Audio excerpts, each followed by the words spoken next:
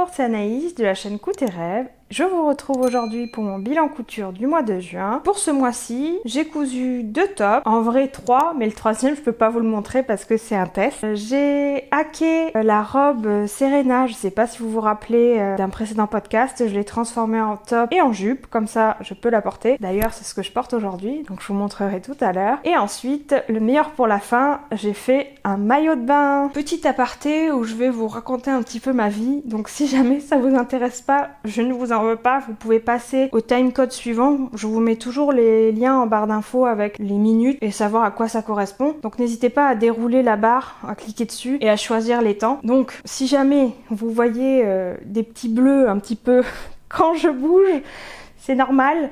J'ai passé des examens de santé, rien de grave, ne vous inquiétez pas. Mais en fait, j'ai pas de veines. J'ai des veines de bébé qui sont minuscules. Donc pour me faire une prise de sang, ils m'ont piqué une vingtaine de fois. Tout ça pour au final être obligé de me poser ce qu'ils appellent quelque chose line, je sais plus comment ça s'appelle. Où en fait ils m'ont posé un petit tube très fin de 20 cm sous anesthésie locale pour pouvoir me faire des prises de sang. Et du coup, comme ils sont tous loupés, parce qu'ils s'y sont mis à plusieurs, eh bien, j'ai des bleus partout. Donc vous inquiétez pas, je suis pas une femme battue, ouais, voilà, on le voit jusqu'ici.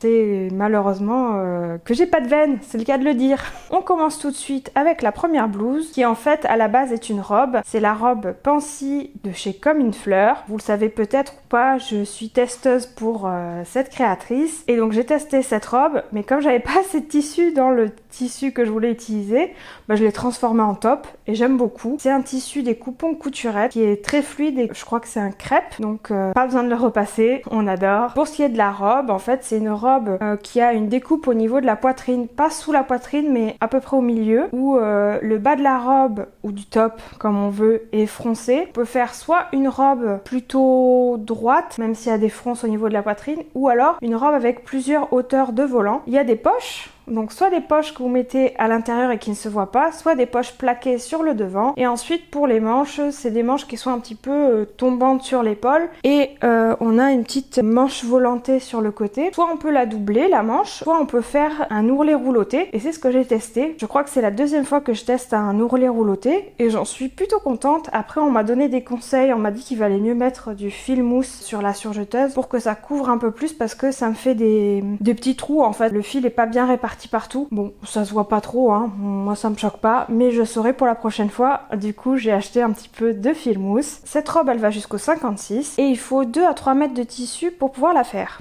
Elle est super rapide à coudre, donc même si moi j'ai fait le top, donc je pense que c'était encore plus rapide parce que j'avais pas les poches et j'avais pas la longueur. Elle est vraiment très simple à faire pour un super résultat. Donc je sais que je la referai, mais plutôt en robe cette fois-ci.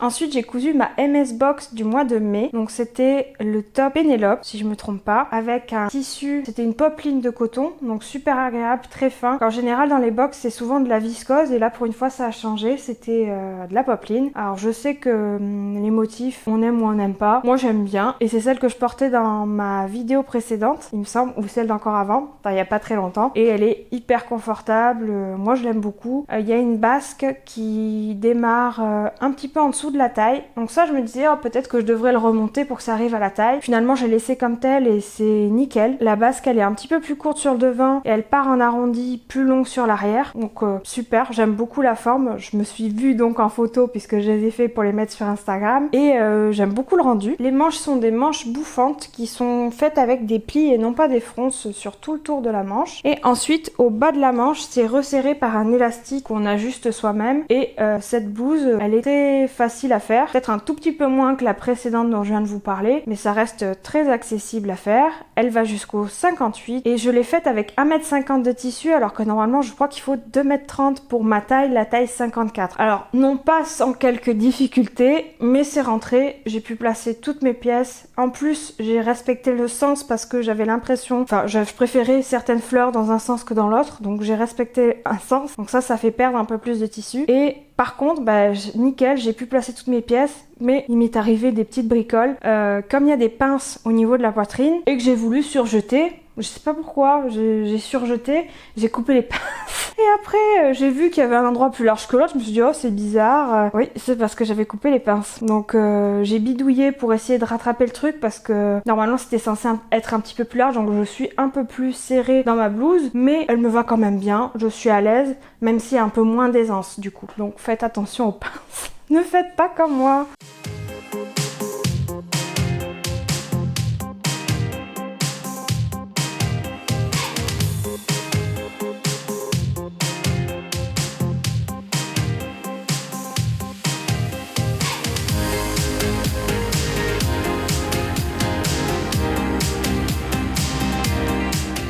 Ensuite, on peut passer à la robe Serena, toujours de chez Munasu. Je sais pas si vous vous rappelez, dans mon podcast précédent, je vous mettrai le lien juste en haut, j'ai cousu la robe Serena, donc avec ce tissu crêpe de viscose vert. J'étais pas du tout convaincue, je crois que j'ai pris la robe un petit peu trop grande, je pense que j'ai fait une taille de trop, et je me sentais pas à l'aise dedans, j'avais l'impression de faire un petit peu mémère, disons-le, ça me mettait pas en valeur, j'aimais pas et je savais que j'allais pas la porter telle quelle. Donc je me suis décidée à la couper en deux. Donc comme vous pouvez voir là, j'ai découpé au niveau de la taille, j'ai gardé la jupe et j'ai gardé le haut. Et comme bien sûr ça m'aurait fait un haut un petit peu trop court, j'ai rajouté une basque, j'ai utilisé de la mousseline que j'ai froncée et que j'ai posé tout le tour. Après ce que j'avais pas pensé c'est que la mousseline c'est transparent, donc si je le porte avec un jean, même s'il est taille haute, on voit un petit peu mon ventre. Donc ce que j'ai trouvé c'est de porter avec ma jupe de Patterns for Pirates, qui est devenue mon indispensable, je ne la quitte plus. Je vous la conseille, elle est très simple et en plus elle est gratuite, donc vraiment géniale cette jupe. J'ai prévu de me la refaire mais cette fois avec une basque directement sur la jupe, donc avec le même tissu que la jupe. D'ailleurs je l'ai par là le tissu, si jamais vous voulez voir, petit exclu.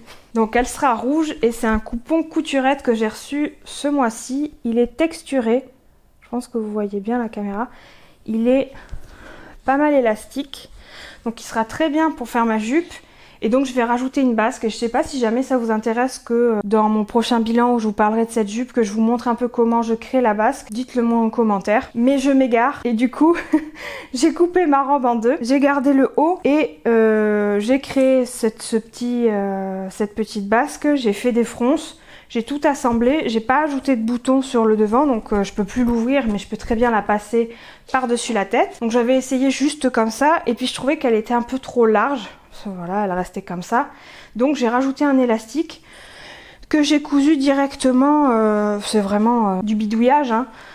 On voit l'élastique là, hein. J'ai fait un point zigzag, j'ai pris mon tour de taille et j'ai posé l'élastique avec un point zigzag et c'est tout. Donc bon, on le voit pas, mais très simple à faire, je me suis pas embêtée, c'est pas des finitions extraordinaires, mais ça me convient, au moins je le porte et c'est tout ce qui compte.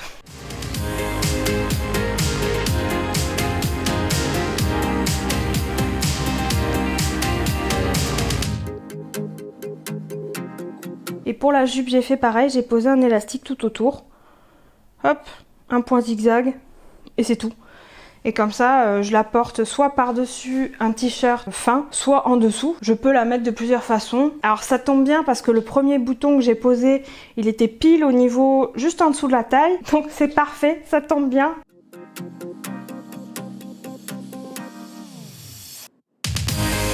Et récemment, j'ai cousu mon maillot de bain, donc je suis super contente parce que ça y est, je l'ai terminé, ou presque.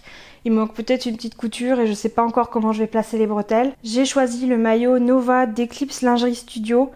Et merci à la créatrice parce qu'elle m'a aidé à faire mes modifications. J'ai commencé par faire une toile avec le tissu que je vous ai montré dans mon haul précédent de chez Les Coupons Saint-Pierre. Je persiste et signe, je pense qu'il est pas de super qualité parce qu'il est très fin, très élastique mais il revient pas très bien en place. J'ai eu beau mettre 2 épaisseurs de lycra, il n'y avait pas de maintien, c'était pas génial, mais bon, pour faire mon test, ça a été. Donc j'ai commencé par le bas du maillot, et déjà première difficulté, choisir la taille, parce que par rapport à mes mensurations, ça correspondait à un 2XL, sauf qu'en posant mon maillot actuel, qui est une taille haute aussi, sur la planche de patron, il y avait un très grand écart, et je me suis dit, si je couds cette taille-là, ça risque d'être beaucoup trop grand. Ce qui est pas logique, puisqu'en général, on nous dit, surtout, vous fiez pas aux tailles du commerce, cousez la taille qui correspond aux mensurations qui sont indiquées. Donc je me suis dit, on va pas faire de bêtises, je vais essayer de contacter la la créatrice, voir si elle me répond pour lui poser des questions et voir si elle pouvait m'aider à choisir ma taille. Donc je lui ai montré la photo, je lui ai donné mes mensurations et elle m'a dit de faire une taille XL, donc la taille en dessous. Et comme en fait j'ai pas de hanche mais j'ai pas non plus la taille marquée, elle m'a dit de choisir la taille XL, mais au lieu de garder la taille qui se resserre comme ça, de la retracer un peu plus droite. Et c'est nickel. J'ai fait ma toile, c'était parfait. Mais dû à mon petit ventre, le devant de la culotte n'arrivait pas là où j'avais envie. Ça arrivait largement en dessous du nombril, alors que dans le dos c'était parfait. Et moi j'avais envie qu'elle arrive au moins au nombril, si pas au-dessus, au moins sur le nombril. Donc je lui ai demandé, et là aussi elle m'a expliqué comment rajouter 2 cm sur l'avant pour pouvoir remonter ma culotte. Et j'ai refait une toile, mais très rapide. En fait j'ai décousu l'ancienne pour récupérer le dos, pas avoir à le recouper, et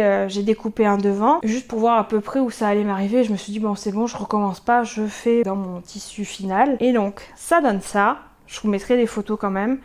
Elle est super. Alors au niveau des fesses, moi je trouve que c'est pas mal emboîtant, mais sans être trop, parce que moi en général, comme j'ai pas trop de hanches et j'ai pas trop de fesses non plus, au niveau des fesses ça baille. Donc là j'ai bien tendu mon élastique sans trop le tirer pour pas qu'il fasse de vagues non plus, et ça tient bien. Donc maintenant à voir, une fois que je serai allée dans l'eau salée, dans la piscine et au soleil, à voir comment réagissent les élastiques. Mais quand je le porte comme ça, c'est très bien.